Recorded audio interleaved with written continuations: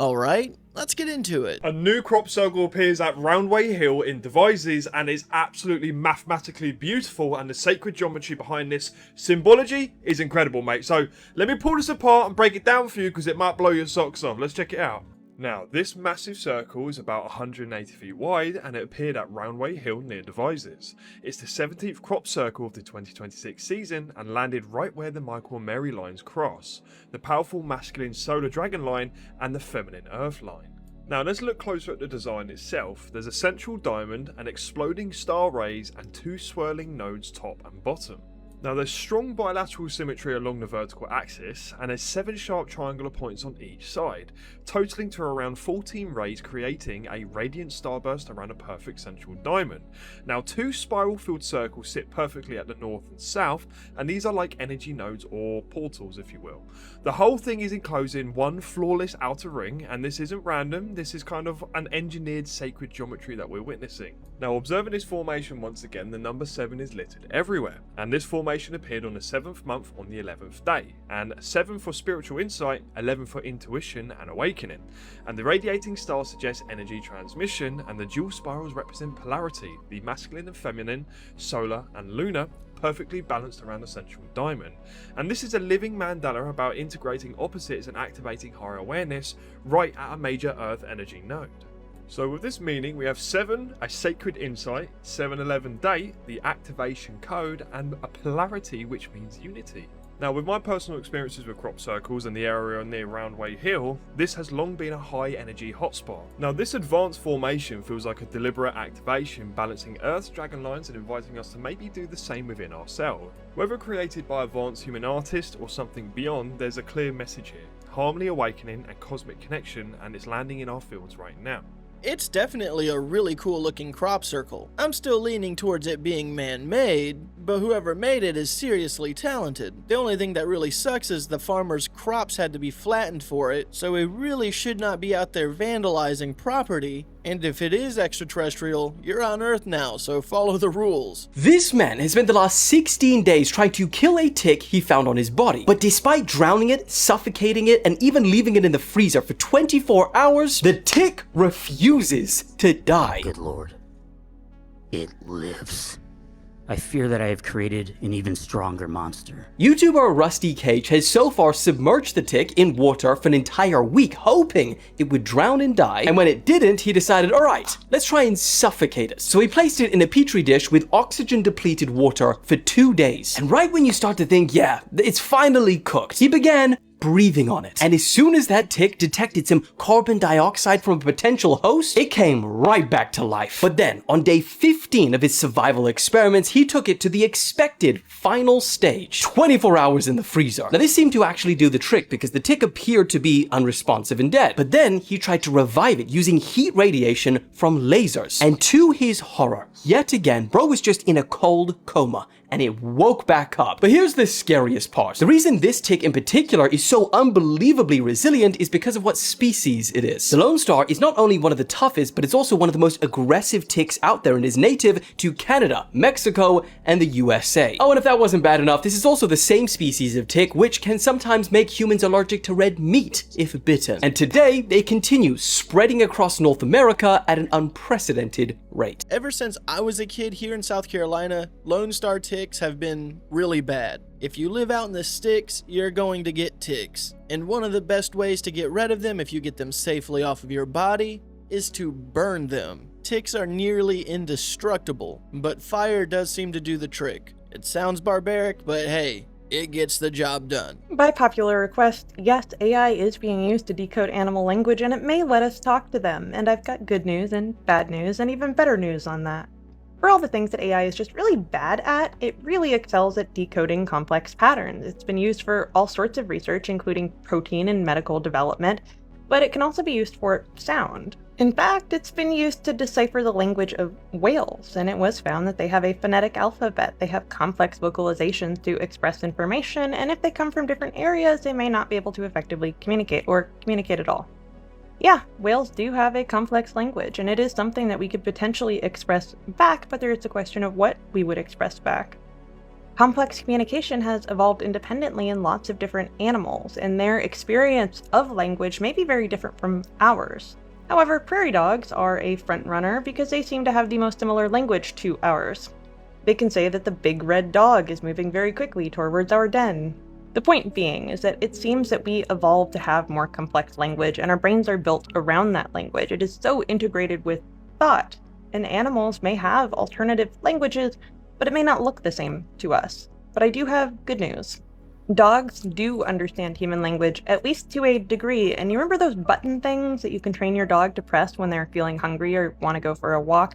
Yes, they do have an understanding of the words associated with those buttons. So you can communicate with your animals in a fairly basic way, just teaching them words, but it does go farther than that. You already understand what your dog is saying, and they already understand what you're saying. Yes, you can project that very calming voice, and they understand that everything is probably okay.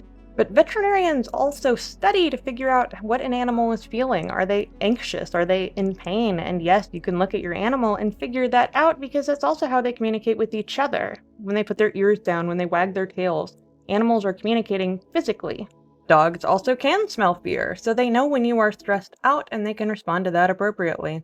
Artificial intelligence may actually help us speak to animals, but we're going to have to do more work than just making vocalizations out of a speaker. You're not going to be able to say, "Hey, how was your day?" to your dog. But fortunately, you can actually say that to them, and they may not understand you exactly, but they understand the vibe. I do love that dogs are always ready to party. I do hope you've enjoyed this. Follow for more. This is actually one of the better use cases of AI that I can think of. Being able to actually communicate back and forth verbally with your pet to know exactly what they want, or just to have a simple conversation to actually get an understanding of what it's like in their head. That would be awesome.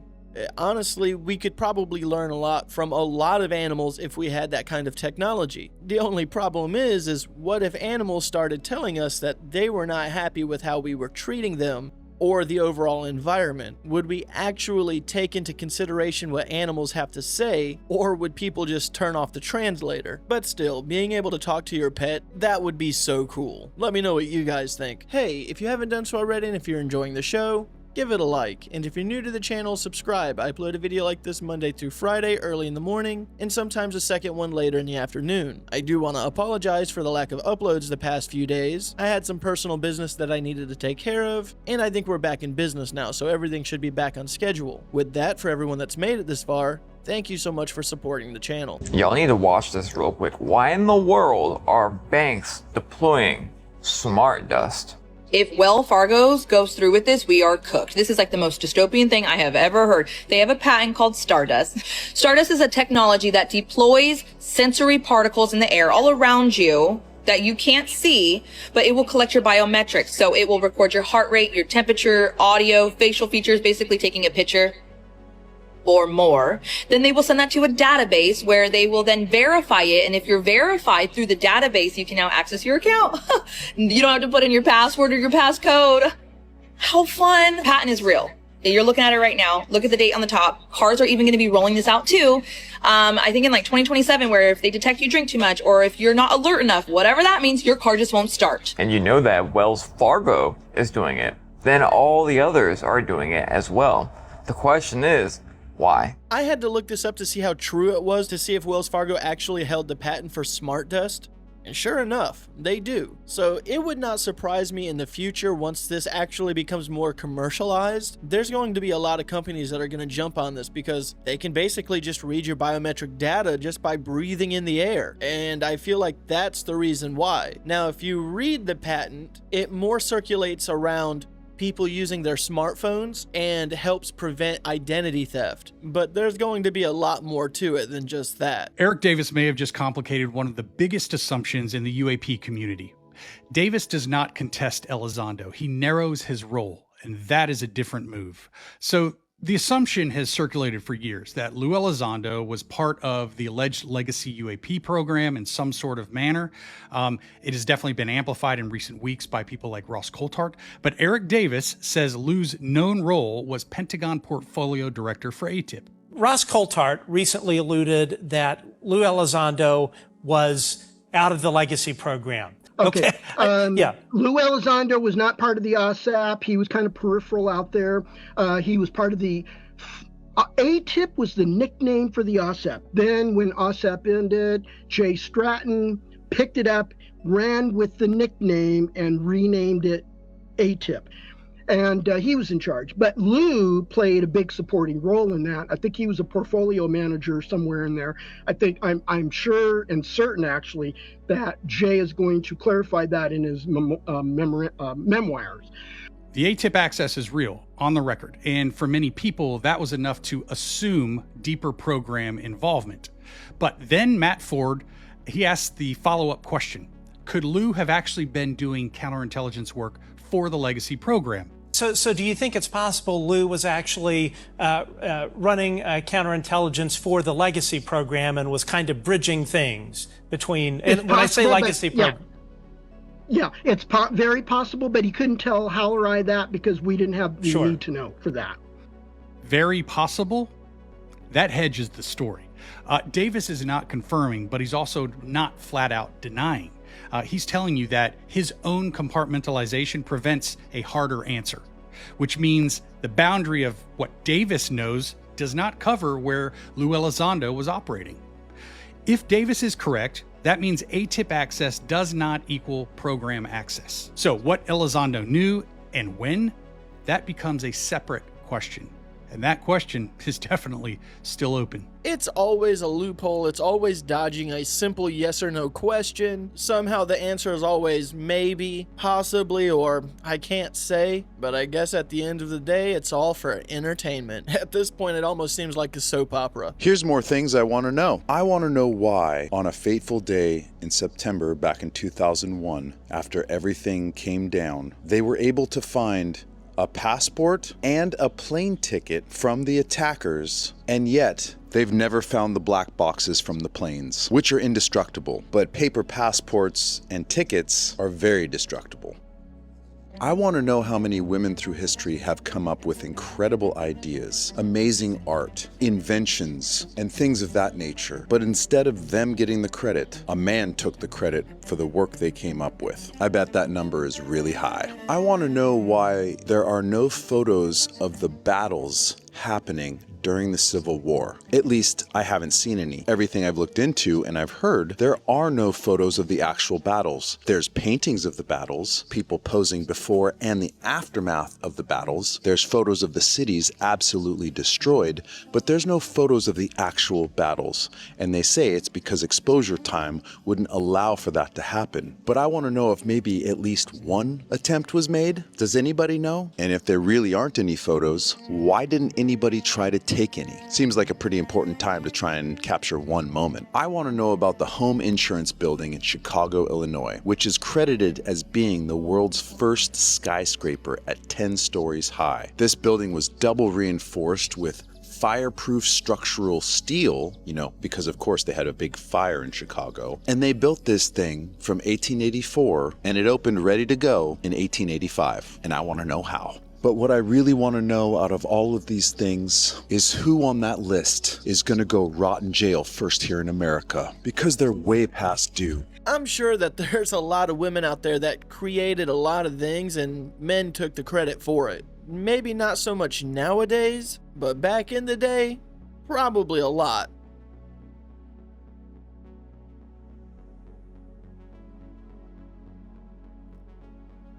Yeah, this one is going to keep you up at night.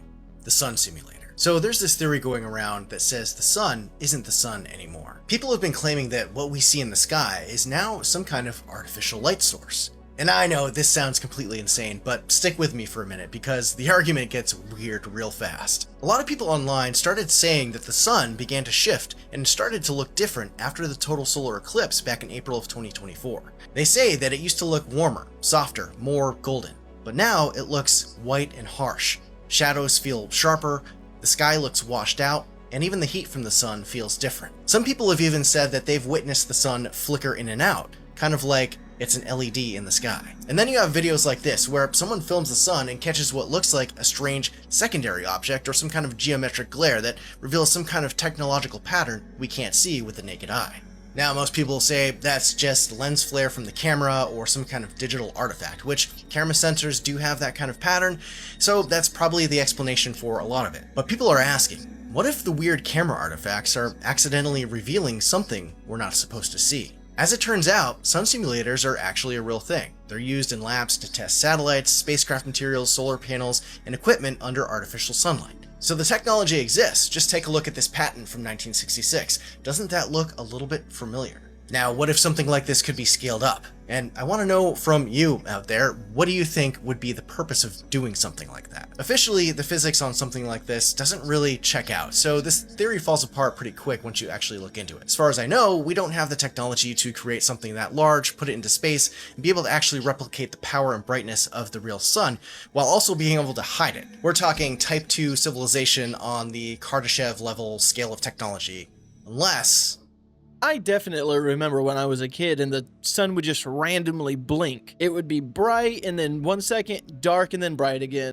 Not even a full second. That happened quite a bit when I was a kid, up until the age of 15 maybe. And when I say that happened quite a bit, maybe it happened once or twice a year. But still, that is something that I remember. Now, as far as why someone would want to put an artificial sun in the sky, I would have to say maybe it's all about control. If you can manipulate daylight, the weather, that can affect people's sleeping patterns and or even how people behave. And if you really want to go deeper down the rabbit hole, it's kind of like if you own a reptile, they require a heat lamp. Maybe the heat lamp that we had just wasn't hot enough, so the reptiles had to put one up there that's way hotter, and that's why the heat just seems to be hotter than normal. They're just trying to increase the temperature so they're more comfortable. That could be a very good possibility also. Let me know your thoughts and theories. There's another set of found photos of a man who reportedly raised a baby Bigfoot.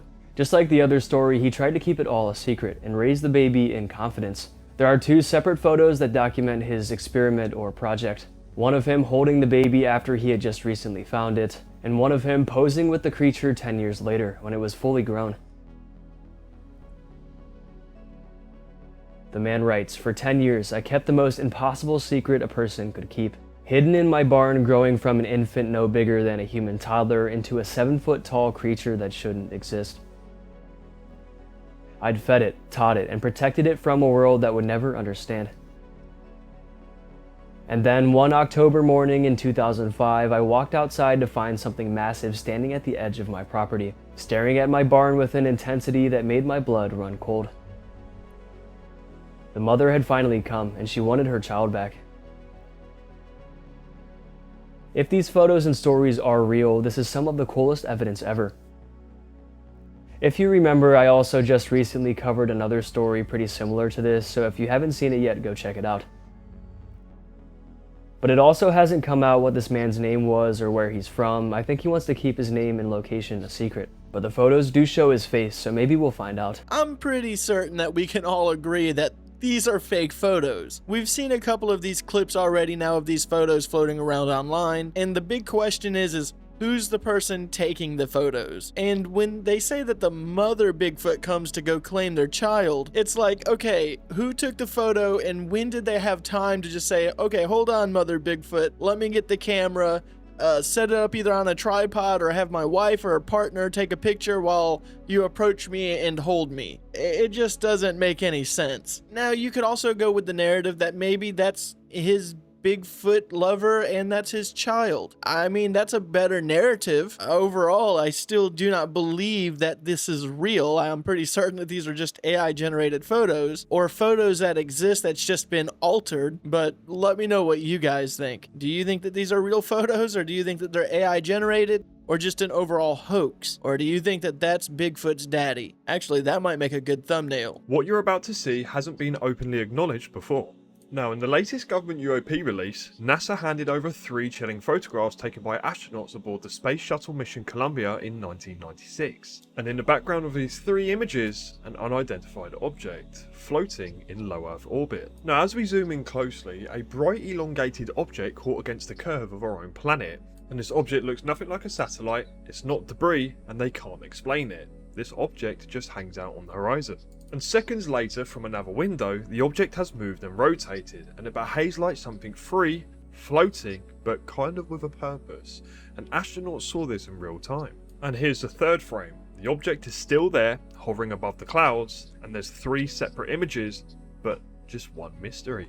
Now, as I start to enhance the background image, the object itself starts to look even more peculiar, and it takes more of a triangular format. And once again, we enhance the other image, and it kind of looks more cylindrical in nature, kind of like a legacy UFO sighting from the 1940s. But the mystery still remains, and it's still unidentified, and the government doesn't know what this actually is, so I'll leave it up to you. Strange, mysterious, unidentified flying object, bit of space debris, a satellite, or something completely different. If it's coming from NASA, it's probably none of the above. It probably just doesn't even exist. Have you ever asked yourself what would happen if you grew a human brain and an animal brain in a lab and fused them together? I did, and turns out they do better than human brains alone. I will explain. Just in case you're not familiar, you can grow a tiny version of a human brain in a lab. This is called a brain organoid. It can be done from skin cells turned into stem cells. There are a wide variety of reasons why you'd want to do this. One of them is computation, yeah, because brain organoids can operate as a form of AI. The other one is medicine, because these can be treatments for strokes and have had very good results for mouse models and even simian models. It just hasn't been done in humans yet, and there's good reason for that, because you don't really want to mess with your brain.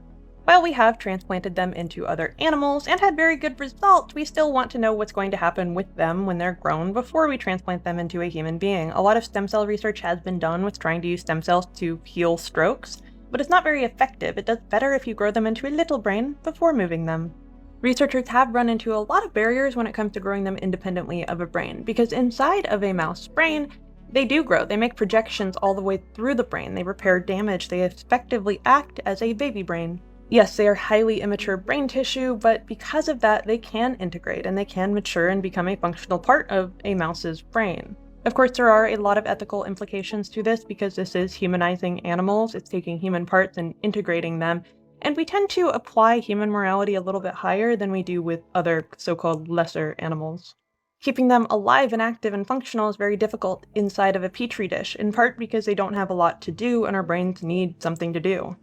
So why not co-culture them? And yes, that is the idea, lump together a brain organoid with a slice of mature mouse brain.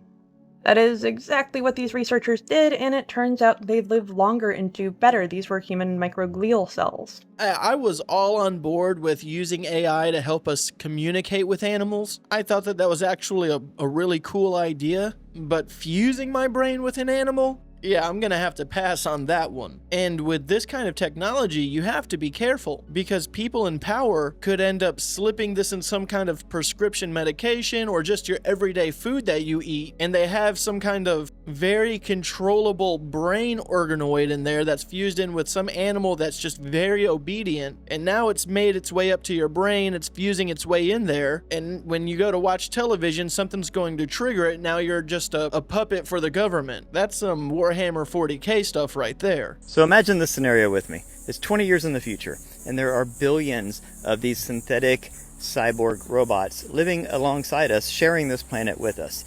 And then a major civilization-ending cataclysm happens. It wipes out 99.9% of the human race. The 0.1% that survives off-planet. They evacuate the planet, and they come back 100 years in the future, after everything is settled down.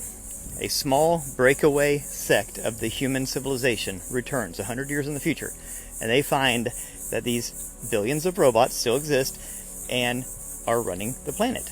They have established civilizations and societies and hierarchies, and they're doing okay. And they are sentient. They're conscious.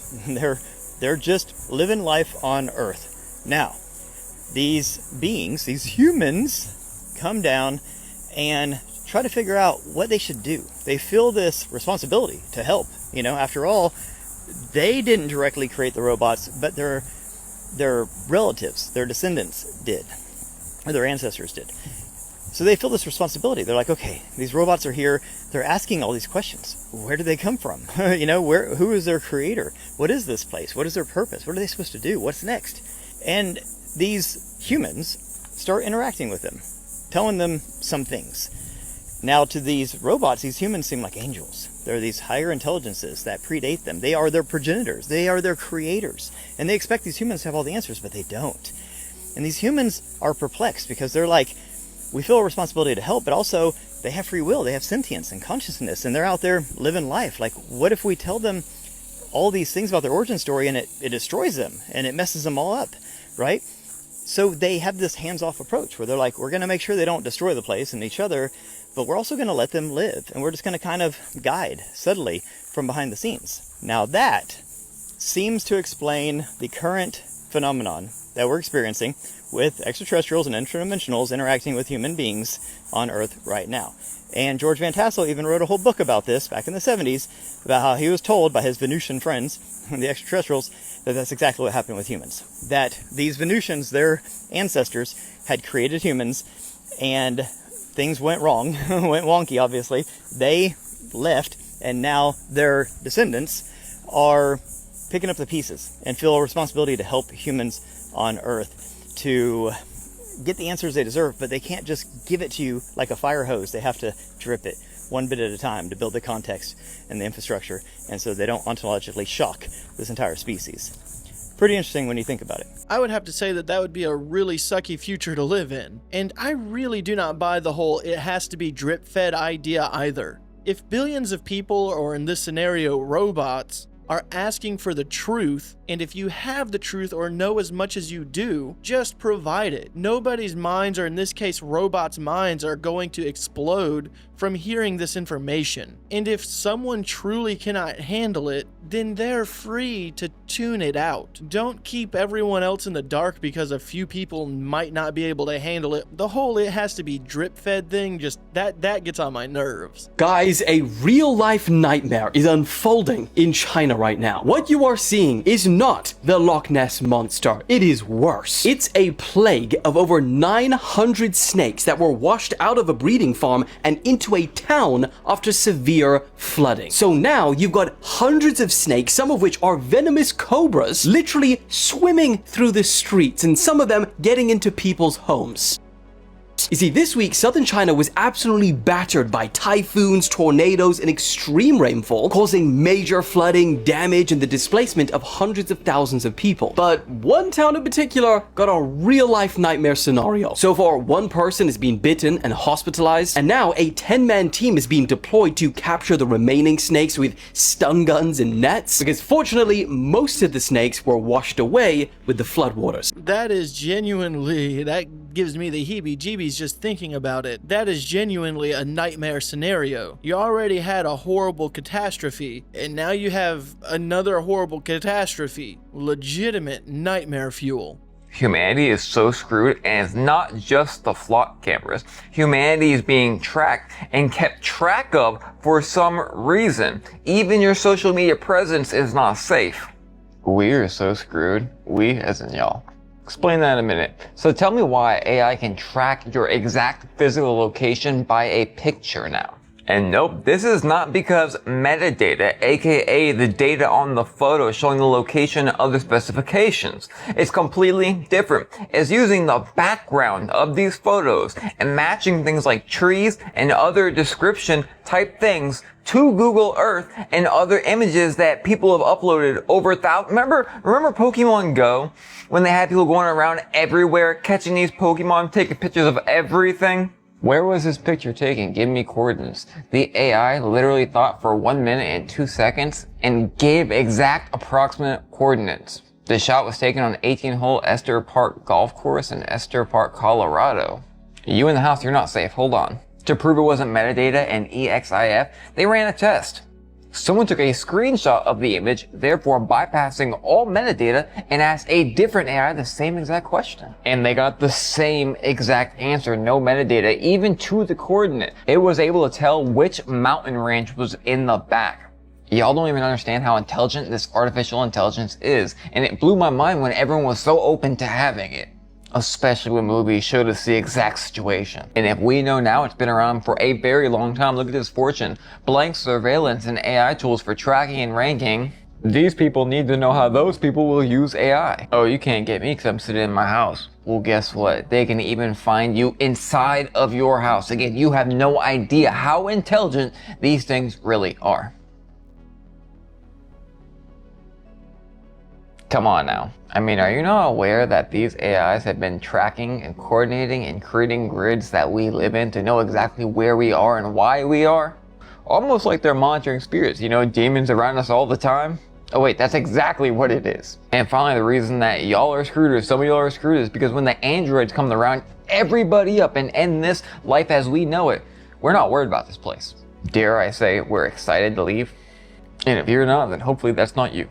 My secret project is almost done. Another really scary thing about this is there's companies out there like Xfinity that uses Wi-Fi to basically map out the inside of your house and can alert you if there's any motion. They actually call it Wi-Fi motion detection. And that's cool if you want that level of protection. It's basically an invisible security gate that alerts you when something's within its boundaries. But the scary thing is that it's mapping out your house, and that company is more than likely going to sell that information to some third party. And what is that third party going to do with it? And or what if that company ends up getting hacked and now people just have the mapping of the inside of your house and knows your movement patterns, your wake up schedules, and all of your personal business. And that may not happen to just anybody, but say you're someone that's wealthy and or just trying to stay private in general, and you may have enough money that people want to target you. Now all a hacker has to do is just get into that company, find your information,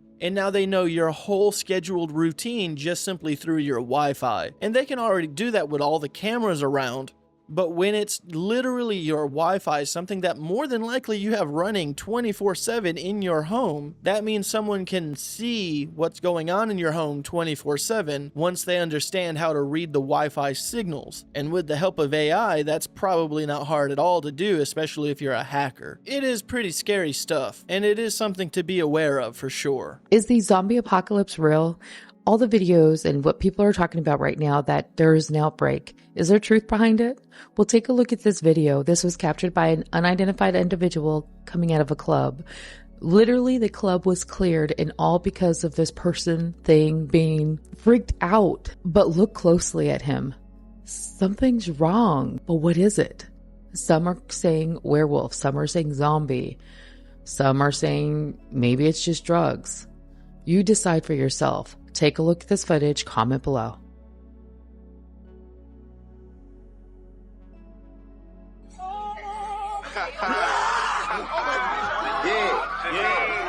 That's just that one weird guy that never really gets invited out to parties or anywhere because he's just weird. And then he ends up finding out that you went to a party, and then he freaks out, and then that's why you have to explain to him you never invite him out to parties because he always freaks out. That's that guy. When the Department of War released this brand new UAP video, I had a similar reaction as a lot of people did. It looks strange. It looks odd, almost mechanical in a way. I've already seen some people calling it an alien craft. I've seen others calling it a balloon. So I decided to do something a little bit different. Instead of trying to prove either side, let's investigate what the file actually says. Welcome back to Hallucination Hippies. I'm Jason. It's a pleasure to have you here with me. So this particular footage was released as part of the Department of War's 4th UAP file release that just came out. It comes from an infrared sensor aboard a US military platform in 2020. The object remained on camera for about 32 seconds while the sensor kind of zoomed and tracked it. Along with the video, the government also released a heavily redacted range Fowler debrief completed by the Observer shortly after the event. Okay, so the Observer describes the object as darker and maroonish in color, said it was approximately 12 to 15 feet in height, and the report also says something extremely important. The object traveled with the wind. Notice here. It also says that it did not maneuver or change direction. And finally, they mention that it appeared as a somewhat deformed large balloon. Now, notice something important. The report does not say this was a balloon. It says it appeared similar to one. That is subtle, but it is very important. Let's take a quick look at this range Fowler debrief form. This accompanies the file that we just looked at. As you can see, I mean, this is highly, highly redacted. And in fact, there's really not much information on this at all. There is only one section that really has anything that I want to point out, and that is the right-hand side here, these checkboxes. So notice that the observer checked it was round, it was balloon-shaped, they checked metallic, they checked reflective. Now, this doesn't prove anything, but we do need to take note of this because these are what the observer described. I think one of the biggest mistakes people make when analyzing videos like this is confusing appearance with behavior. Appearance is what something looks like. Behavior is what it actually does. And visually, I mean, I will admit, this object, it looks unusual.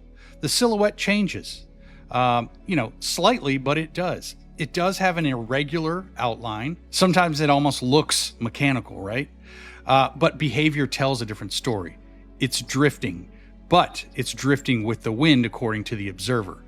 And it doesn't suddenly accelerate. I think at the end there, that simply is just the camera moving. It doesn't take any sharp turns. It doesn't show us anything of that nature. It doesn't appear to maneuver. And according to the report, it simply just moves with the wind. And if that's accurate, that behavior is pretty consistent with something passive, right? Like a balloon or another lightweight object that is caught in the wind drift. That doesn't prove that that's what this was, but it absolutely has to be part of the conversation. Now, there's something else I want to talk about. I've also seen AI enhanced versions of this footage, and while it is fascinating and cool, they're also very easy to misunderstand. AI isn't recovering hidden details. It's actually predicting missing pixels. So the original image simply doesn't contain enough information to reconstruct a true three-dimensional object. It's predicting these missing pixels. And that is very important because, while an enhancement might make this look like some sort of spacecraft or drone or something mechanical, that's AI filling in gaps, not revealing hidden evidence, okay? And I think the original footage deserves way more weight than any AI enhancement anyone has done. AI has a tendency with these types of objects to harden edges and even create mechanical components like, ports and pipes and that kind of thing. So keep that in mind with these AI enhancements. Where do I land? Based on this footage alone, I actually find myself leaning towards the same possibility that the observer considered. Some kind of balloon or another passive object moving with the wind. That's not because someone said that's what this is, but because the reported behavior seems to support that possibility. Now, at the same time, I don't think this file lets us identify this object with complete confidence either. I mean, we're looking at a short infrared clip, a heavily redacted report, minimal details, no data associated or context. So that to me isn't a solved mystery, right? It's an unsolved one. And I think that's exactly how we should treat this. Because if we want to be taken seriously when we discuss truly extraordinary cases, we also have to be willing to say when the evidence points towards an ordinary explanation as well. Not every UAP has to be exotic, but every UAP deserves a fair and honest investigation. I mean, to me, it does look like a cluster of balloons, especially if you see it early on where it's more apart and then it comes together. And with it going with the wind and not making any sharp movements or accelerating off, it really makes me, why do they not have a drone or a squad of drones, people that have FPV drones, and just go out there real quick, spin around it a good 360, get as much 4K video evidence of whatever it is as you can, and then analyze it? Why do we not do that? Especially with ones like this where it did not accelerate, it did not do any sharp movements, it just went off into the distance until you could no longer see it. It just really surprises me that the military will just sit back in amazement and question what they're looking at and has no equipment that can actually go out there right beside it and film whatever it is. You make all of this money and that's some kind of tech that's just too complicated or too expensive for you. More than likely the military does have that equipment and they're just keeping all that information for themselves. That would be my guess, because you cannot convince me that they don't have that kind of equipment. They have multi-million dollars in all this other hyper advanced tech, but when it comes to viewing things in the sky, we're stuck in the 70s. It just doesn't add up. They scanned the most impossible temple in the world to prove that big archaeology knows absolutely nothing, uncovering unexplainable tool marks in some of the hardest natural rock known to man that we can't even achieve with our modern tools today. If you thought the pyramids were impressive, this is about to run circles around you. This is Kailasa Temple in India, and it wasn't even built. It was carved out of the side of a mountain. This entire temple is essentially one solid piece of rock that they worked around to create a functional monolithic complex with the most detail in anything you've ever seen, along with unique acoustic properties where the slightest hum reverberates into a body vibrating chant.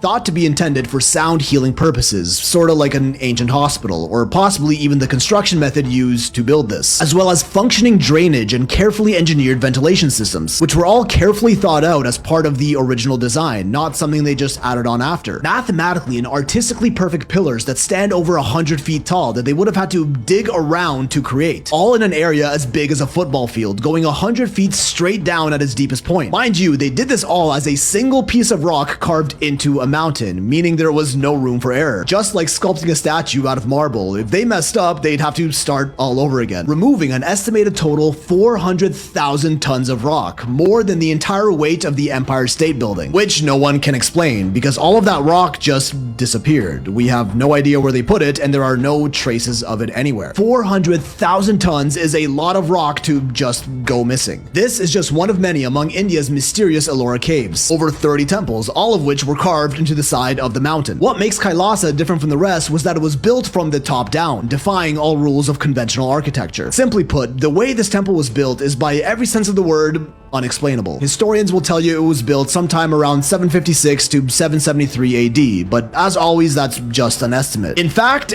it's a terrible estimate, even less accurate than the timeline of the pyramids, as the main source of dating for this temple were land grants. Exactly 2 land grants, inscribed into copper plates that were found hundreds of miles away. These copper plates acted as official documents of legal ownership deeds back in their day, and all these plates did was glaze their king Krishna I for commissioning the construction of the temple, which would have dated it sometime around the 8th century AD. But the plates also contain inscriptions that boast the temple was so breathtaking that even the gods flying overhead stopped in their celestial chariots to admire it. Gods flying overhead? Celestial chariots? I wonder what they were referring to over here. And according to similar legends, this temple was built in just 1 week. But no, that part was just made up. Yet the actual dates on the copper plates, yeah, those were real. Can you see how this gets a little questionable? Which is why it's widely considered among the open-minded that this temple was built a lot longer ago using technology that surpasses ours today. Well, that's because the most impressive part is that this temple is made of basalt,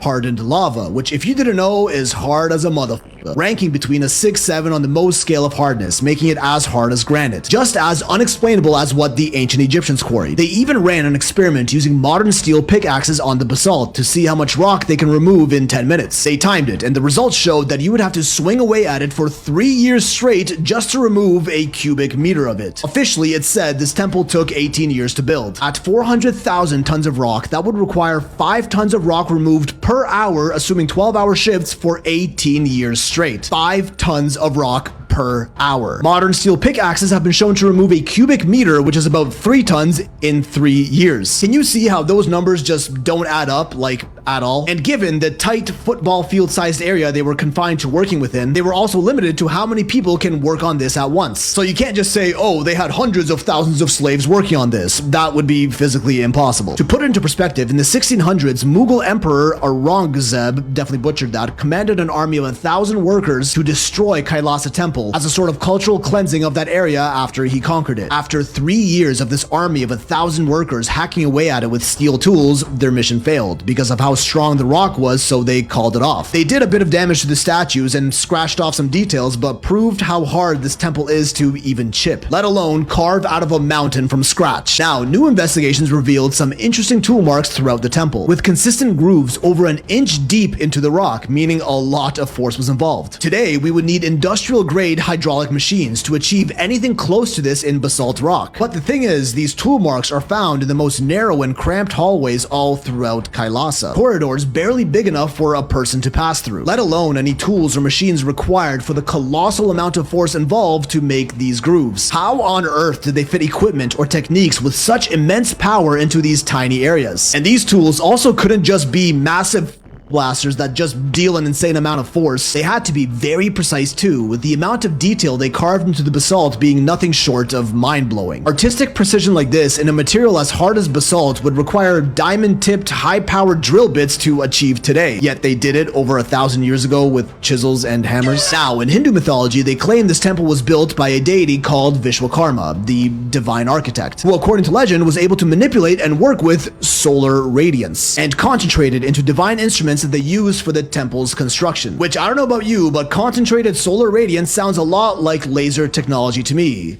Ancient lasers, implying that this is how they built the Great Kailasa Temple in ancient India, using forgotten knowledge from previous civilizations, or possibly even alien technology they attributed to their gods from above, which honestly makes more sense than the poor excuse of an explanation modern archaeology gives it. But who knows, maybe they're right. It's an amazing piece of work, but you mean to tell me they carved that mountain from the top down and we're just supposed to sit back and say, yep, that's how it happened? It totally makes sense. Either they knew something that we have forgotten, or history is just missing a few pages, because that is very impressive with what they were supposedly working with back in the day. Maybe they really did know an entity that could use the power of the sun to carve out rock, or in this case, lava rock. Let me know what you guys think of this one. Alright guys, I'm gonna go ahead and end today's video. As always, I want to thank you guys for watching these clips with me. Again, I want to apologize for the lack of uploads the past few days. Hopefully everything is situated and we can be back on track with the standard upload schedule. With that, I feel happy, I feel healthy, I'm doing my best. And if today's your birthday, happy birthday. And if not, have a good day anyways.